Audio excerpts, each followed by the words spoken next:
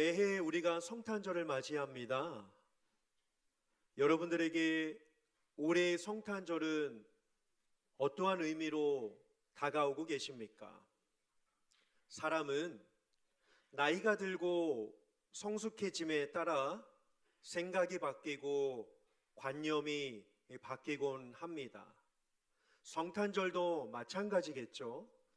내가 예수님을 처음 만날 때 가졌던 첫 성탄절의 감정과 신앙이 깊어지고 하나님의 뜻을 알고 믿음이 무엇인지를 아는 그러한 신앙의 시간이 흐르고 난 뒤에 맞이하는 성탄절의 느낌은 분명 같지는 않을 것입니다. 분명히 다르겠죠. 특별히 이 시간은 어떠한 시간입니까? 예수님의 마음을 헤아려 보고 짚어보는 시간입니다. 우리 아까 준비 찬양팀이 이러한 고백을 했습니다. 그가 오신 이유, 그분이 오신 이유 말이죠. 왜 그분이 오셔야 했나? 성탄절이라고 하는 이 세 단어를 우리가 가슴으로 맞이하게 될 때 우리가 물어야 하는 첫 질문은 아니요, 평생 성탄절을 맞이할 때마다 우리가 물어야 할 질문은 바로 이것입니다. 왜 그분이 오셔야만 했나입니다.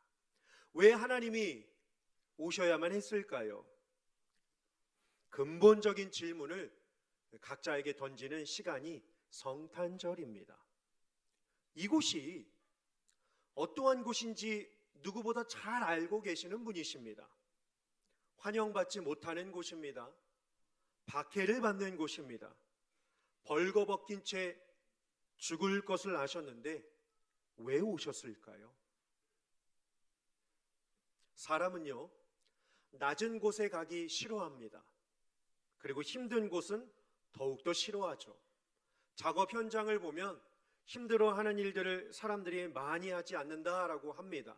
요즘 들어 점점 더 외국인 근로자가 많은 것처럼 말입니다.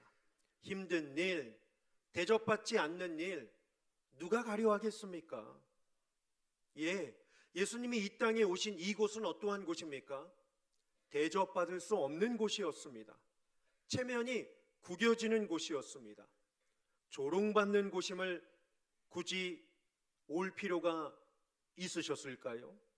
결국 생명조차도 위협을 받으셔서 죽는 곳인데 굳이 올 필요가 있으셨을까요? 우리는 이 성탄절을 맞이하여 예수님이 오신 목적을 알지 못하면 그분과의 관계를 잘 맺을 수가 없게 됩니다. 왜 오셨는지 알아야 정상적인 신앙의 관계를 맺을 수 있기 때문입니다. 그렇지 못하게 된다면 우리는 잘못된 길로 끊임없이 빗나가고 말 것입니다. 여러분, 예수님은 이 땅에 오실 때 분명한 목적을 갖고 오셨습니다. 그 목적이 무엇입니까? 위에서 아래로입니다. 위에서 아래로입니다. 하늘에서 땅으로 말이죠. 목적 없이 오지 않으셨습니다. 광부가요, 왜 땅속 깊은 곳을 길을 내서라도 내려갑니까? 원석이 있으니까요.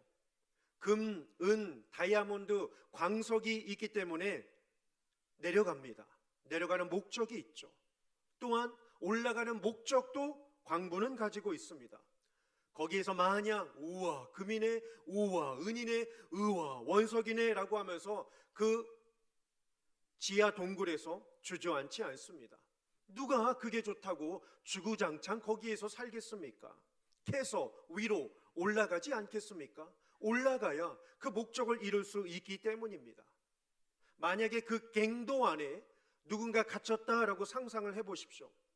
우리는 한 가지 목적으로 찾아갑니다. 왜 찾아가죠? 그 갱도에 갇힌 사람 때문입니까? 아니면 갱도에 갇힌 사람이 들고 있는 원석 때문입니까?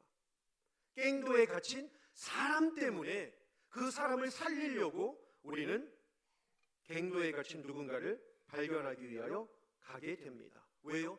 기어이 살리기 위함입니다. 생명을 구출하기 위함입니다. 그래서 가끔 뉴스를 보시면 일주일 만에 구조된 혹은 10며칠 동안 갇혀있다가 구조된 그 사람이 살아났다라고 하는 소식을 들으면 어떻습니까? 막 박수치며 기뻐합니다. 왜요? 나와 상관없는 사람인데요. 내 이름도 알지 못하고 그가 나와 어떠한 관계도 맺고 있지 않은데 말입니다. 우리는 박수를 치며 기뻐하고 있습니다. 왜요? 목적을 실현했기 때문입니다. 예수님도 마찬가지입니다.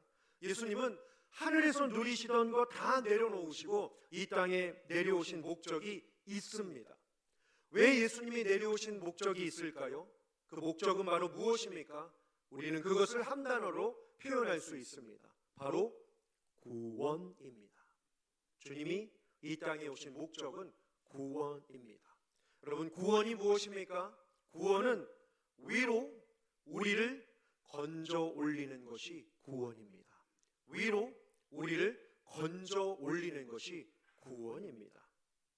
구원은 그래서 이 땅에서 잘 사는 것이 아닙니다. 팔자 고쳐지는 것이 아닙니다. 못 살다가 예수 만났는데 떼부자 되는 것이 구원이 아닙니다. 하늘에서 내려온 자만이 하늘로 데리고 갈 수 있기 때문에 그분이 오신 것입니다. 우리를 데리러 가시려고 오신 것입니다. 그래서 이 성탄절에 이 목적을 모르면 믿음 생활하며 갈등이 멈추지를 않게 됩니다. 여기서 내 형편이 좀 바뀌어야 하는데, 예수 만났으니 내 팔자가 좀 고쳐져야 하는데, 예수 때문에 내가 문제가 있는데 예수 만났는데 문제가 좀 없어져야 하는데 라고 하는 것, 예수님은요 여기 형편 바꾸려고 오신 분이 결코 아니십니다. 내려오신 목적이 있습니다. 우리 아까 우희철 장로님께서 기도 대목에 그러한 말씀을 하셨습니다. 길이요 진리요 생명이시다라고 말이죠. 요한복음 14장 6절에 내가 곧 길이요 진리요 생명이니, 그 다음 구절이 무엇입니까? 나로 말미암지 않고는 아버지께로 올 자가 없느니라 라고 예수님이 말씀해 주셨습니다. 나로 말미암지 않고는 이라고 말이죠. 왜요? 그분이 길이시기 때문입니다. 그분이 유일한 진리가 되시기 때문입니다. 그분이 생명의 주인이시기 때문입니다. 그렇다면 그분 따라가려면 우리가 갖고 갈 수 있는 것이 무엇이 있겠습니까? 쌓은 커리어, 위대한 업적, 살림살이, 박사 졸업장 갖고 갈 수 있겠습니까? 아닙니다.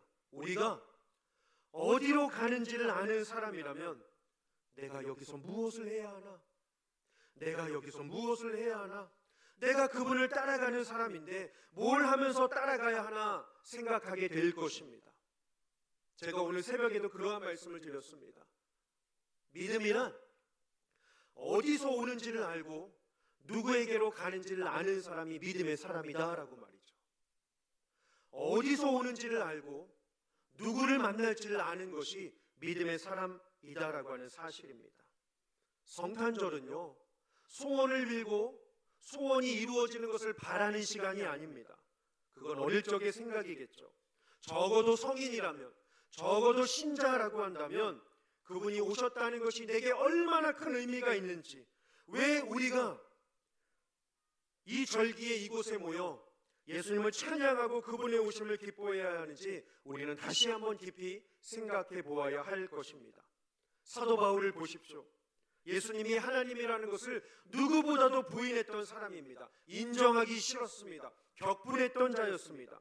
예수 그리스도를 메시아라고 고백하던 자들을 잡으려고 온 열정과 성의를 보였던 자였습니다. 그런데 그가 정작 예수님을 만나고 보니 그분이 오신 뜻을 알게 되니 어떻게 되었습니까? 예수님의 마음을 알고 느끼게 되었습니다. 여러분, 누군가를 깊이 생각해 보신 적이 있으십니까? 올 한 해 여러분들께서는 예수님을 깊이 한번 생각해 보신 적이 있으십니까? 예수님의 마음을 헤아려 보신 적이 있으십니까? 상대방의 마음을 헤아리면 어떻게 되죠? 그 사람을 사랑하게 됩니다. 그 사람이 실수가 있고, 그 사람이 부족하고, 그 사람이 허물이 있다라고 할지라도 그 사람을 깊이 생각하면 사랑이 깊어진다는 것 혹시 알고 계십니까? 바울을 보십시오. 그는 율법을 자랑했던 사람이었습니다. 누구보다도 자신만만했던 사람이었습니다. 그런데 보십시오. 아무리 성경을 통달하고 성경을 암송하고 성경을 가르쳐도 그게 하나님을 대적할 수 있다는 사실에 그는 눈이 멀고 맙니다. 예수님을 믿는 것, 일을 열심히 하는 것이 아닙니다. 예수님을 믿는다는 것은 그분의 마음을 아는 것입니다. 그분의 마음을 품는 것입니다. 성경 읽고 공부하는 것이 본질이 아닙니다. 제가 말씀을 드리는 것은 의미가 없다는 게 아닙니다. 전도하고 선교 중요하지만 이게 먼저가 아닙니다. 먼저는 그분의 마음을 알아야 합니다. 너희 안에 이 마음을 품으라. 곧 그리스도 예수의 마음이니. 그 마음은 무엇입니까? 바로 사랑입니다. 여러분, 사랑이 뭘까요? 사랑은요, 상대방의 마음을 아는 것이 사랑입니다. 우리는 상대방을 마음에 비중에 두지 않고 살 때가 참 많습니다. 그 사람을 마음에 두지 않고 그 사람을 위해 평생 일할 수 있습니다. 회사, 직장 생각해 보십시오. 사랑하지 않고 CEO의 마음, 마인드 상관없이 얼마든지 열심히 일할 수 있습니다. 왜요? 돈이 되니까. 그 일에 대한 마음 없어도 사람은 얼마든지 전문가가 될 수 있습니다. 그러나 하나님에 관한 한, 하나님 마음을 알지 못하면 어떤 일도 하나님을 향한 것이 될 수 없습니다. 기독교만큼 모이는 종교가 어디 있겠습니까? 기독교만큼 일 많은 종교가 어디 있습니까? 중요한 건 그분의 마음으로 일하는 것입니다. 그분의 마음을 아는 게 일보다도 더 중요한 것인데 우리는 그분의 마음을 놓친다는 것에 문제가 있습니다. 그분은 이 땅에 일하러 오지 않으셨습니다. 사람 구하는 게 일입니까? 생명을 구하는 게 일입니까? 애가 물에 빠지면 건지는 게 일입니까? 구하기 위해 계획을 세우고 수영 레슨을 끊고 수영 장비 사러 가지 않습니다. 애가 빠지면 무조건 뛰어듭니다. 사도 바울을 보십시오. 그는 정말로 일에 대하여 전문가였습니다. 탁월한 자였습니다. 근데 뭘 놓쳤습니까? 그가 사울이었을 때 예수님의 마음을 놓쳤습니다. 예수님의 마음 말이죠. 오늘 본문을 보니까 우리 주 예수 그리스도의 은혜를 너희가 알거니와 라고 이야기를 합니다. 여러분, 은혜란 무엇입니까? 은혜는 그 마음을 품는 것입니다. 된 일에 대하여 우와, 발생한 일에 대하여 기적이네, 응답받았네, 역사가 되었네, 역시 회복되었네, 치유가 되었네, 역시 기쁨이 생겼네, 잘됐네 라고 감정적으로 즐거워하는 것이 은혜가 아닙니다. 은혜는 그 마음을 알고 그 마음을 품고 그 마음으로 사는 것이 은혜입니다. 일이 먼저가 아닙니다. 사랑으로 가득한 마음이 먼저입니다. 그분은 누구이십니까? 오늘 말씀을 보니까 부요하신 자가 가난한 자에게 오셔서 가난한 우리를 부요하게 하셨다라고 이야기를 하고 있습니다. 부요하심이란 무엇일까요? 부요하심은 하나님의 본체입니다. 하나님의 본체, 완전하신 분이십니다. 하나님의 형상이죠. 그런데 예수님은 어떻게 되셨습니까? 가난하게 되셨다라고 말씀하고 있습니다. 이 가난하게 되심이란 뭘까요? 이렇게 예를 한번 드려볼게요. 우리가 윗사람을 조금이라도 알면 내가 그 사람 안다라고 얼마나 많이 티를 냅니까? 청와대 누구를 안다, 연예인 누구를 안다, 알기만 해도 티를 냅니다. 네 아버지가 누군지 아노? 저런 말이죠. 기어이 상대방에게 알게 하지 않습니까? 근데 예수님 보십시오. 하나님과 동등한 자임에도 불구하고 자신을 드러내지 않으셨습니다. 오히려 아래로 내려오셨습니다. 왜 아래로 내려오셨습니까? 부족해서가 아닙니다. 자신을 선전하기 위해서가 아닙니다. 뭘 가지러 오신 것이 아닙니다. 오직 우리를 건져 올리시겠다는 신념 하나로만 예수님은 내려오셨습니다. 아버지 집에 우리가 거하게 하시기 위하여 예수님은 내려오신 것입니다. 완전히 가난하게 되셨습니다. 하나님의 아들 예수 그리스도가 완벽히 가득하신 분이신데 다 비우셨습니다. 붙드는 대신 놓으셨습니다. 채우는 대신 비우셨습니다. 사랑하셔서 이 땅에 오셨습니다. 사랑하셔서 고난 받으셨습니다. 사랑하셔서 십자가 지셨습니다. 사랑하셔서 부활하셨습니다. 사랑하셔서 지금도 우리에게 초대장을 보내고 계십니다. 귀한 결혼식에 초대만 받아도 날짜를 헤아리는데 우리 또한 그 길을 준비하며 그 길로 떠날 채비를 하며 살아야 하지 않겠습니까? 도저히 갈 수 없는 하늘 길이 우리에게 열렸습니다. 또한 우리에게 열렸을 뿐만 아니라 주님은 우리에게 그 길로 다른 사람들을 안내할 수 있는 안내자가 되라고 하셨습니다. 사람 낚는 어부로 말이죠. 위로 같이 가야 합니다. 위로 같이 가야 합니다. 이게 우리에게 주어진 성탄절의 특권입니다. 성탄절을 맞이하여 오늘 마지막 구절을 한번 같이 나누고 싶습니다. 마태복음 28장 19절과 20절 우리 같이 한번 찾아보실까요? 마태복음 28장 19절과 20절입니다. 마태복음 28장 19절과 20절입니다. 그가 이 땅에 내려오심으로 우리에게 주신 특권이 바로 이것입니다. 마태복음 28장 19절과 20절입니다. 우리 같이 한번 한 목소리로 합독하실까요? 시작. 그러므로 너희는 가서 모든 민족을 제자로 삼아 아버지와 아들과 성령의 이름으로 세례를 베풀고 내가 너희에게 분부한 모든 것을 가르쳐 지키게 하라. 볼지어다 내가 세상 끝날까지 너희와 항상 함께 있으리라 하시니라. 아멘. 누가 어떤 일을 주느냐에 따라 그 일이 성가신 일이 될 수도 있고 그 일이 영광스러운 일이 될 수 있습니다. 누가 주느냐가 관건이겠죠. 일이 중요하지 않고 누가 주느냐가 관건입니다. what, 무엇이 중요한 게 아니라 who, 누군가가 중요하다라고요.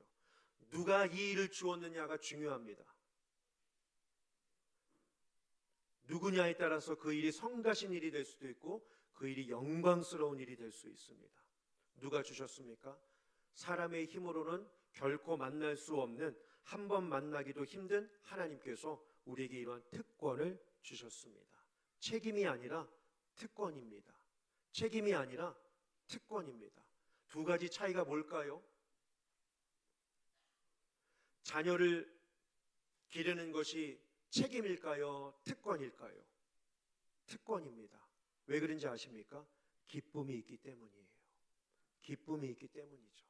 책임은 기쁨이 없습니다. 일만 되죠. 지칠 뿐입니다. 그런데 특권은 누가 이 일을 시켰는지를 알기 때문에 그 일을 기쁨으로 감당하게 됩니다. 그 주인의 마음을 알기 때문입니다. 특권, 기쁨입니다. 예수님께서 우리에게 가라 말씀하셨습니다. 누구에게 가라고 합니까? 내 편 만들러 가라고 합니까? 아니요. 예수님의 제자를 만들러 가라 하셨습니다. 위로 가는 그 길을 우리는 아는 자들입니다. 안타까운 것은 이 땅에 성탄절이지만 여전히 위로 가는 길을 알지 못하고 옆으로, 세상으로, 그리고 땅속으로 자꾸만 헤매이며 살아가는 자들이 너무나도 많이 있는 이때입니다. 우리만이라도 위로 가는 이 길을 알고 있으니 이 특권을 놓지 마시고 그날까지, 그리고 주님 앞에 서는 그날까지 이 특권의 기쁨을 가지시고 주와 동행하며 살아가시는 성탄의 소유자가 되시기를 주님의 이름으로 축원합니다. 기도하시겠습니다.